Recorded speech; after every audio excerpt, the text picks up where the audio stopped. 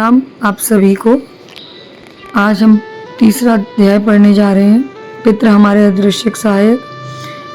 पिछले अध्याय में हमने जाना कि कैसे पितृ हमारी सहायता करते हैं। अब आगे हम जानते हैं थियोसॉफी समुदाय का मरणोत्तर जीवन पर किस प्रकार का विश्वास है। वह मरणोत्तर जीवन पर पूरा उनका विश्वास था एवं उनके मतानुसार जीवात्मा का सतत विकास होता रहता है।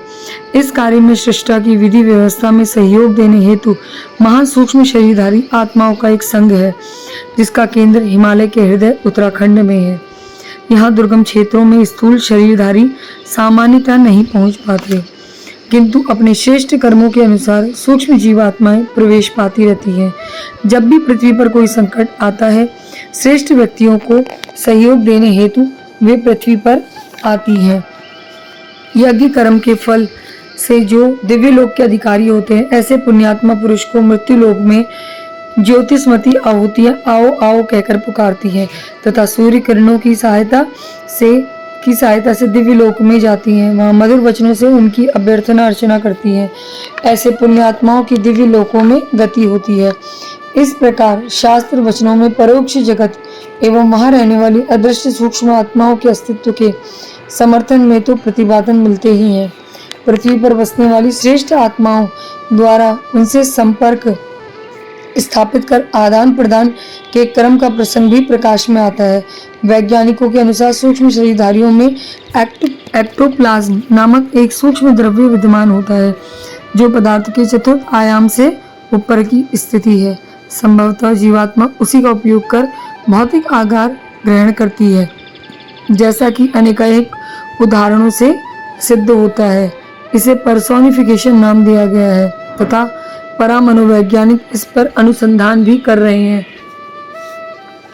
प्रसिद्ध भौतिक विधि मार्टिन गार्डनर ने लिखा है कि इस संसार में नित्य हजारों व्यक्तियों के साथ ऐसी छोटी बड़ी घटनाएं घटती रहती हैं। इनमें से कुछ को संयोग भी मान लिया जाए तो भी कुछ ऐसी विलक्षण होती हैं कि उन्हें मात्र संयोग नहीं कहा जा सकता। प्रत्यक्षवाद को ही प्रमुख मानने वाले अन्य वैज्ञानिकों के परिहास की उपेक्षा कर कतिपय परामनोवैज्ञानिक एवं भौतिकविदों ने ऐसी घटनाओं का संकलन कर विश्लेषण किया और वह पाया कि कोई अदृश्य शक्ति जिसकी अभी तक खोज नहीं हो पाई है, ऐसे प्रसंगों का कारण बनती है, जिन्हें परोक्ष अनुदान सहायता के रूप में देखा जाता है, लेकिन संयोग या अपवाद करार दिया जाता है। ब्रिटेन के भौतिक शास्त्री एवं सुप्रसिद्ध गणितज्ञ एड्रियन डॉब्स ने विभिन्न परीक्षणों के उपरांत निष्कर्ष निकाला कि इस विश्व ब्रह्मांड में ऐसी सूक्ष्म संदेशवाहक शक्ति धाराएं निरंतर प्रवाहित होती रहती हैं, जो मानवीय ज्ञानेंद्रियों से संपर्क करती हैं। इन तरंगों की वेवलेंथ लगभग एक समान होती है। अपनी पुस्तक रूट्स ऑफ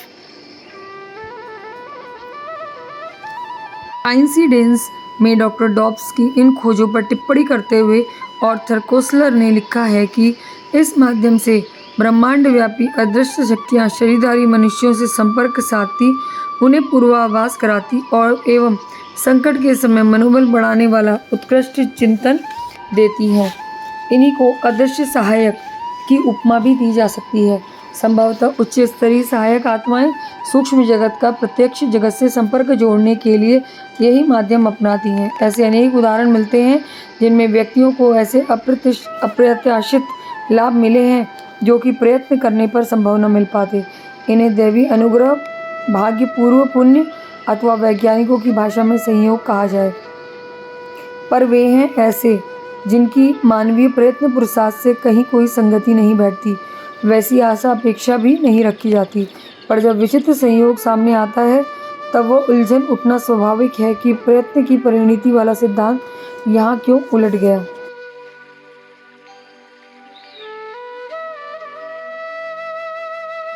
अगले अध्याय में हम पढ़ेंगे रहस्यों से भरा परोक्ष जगत।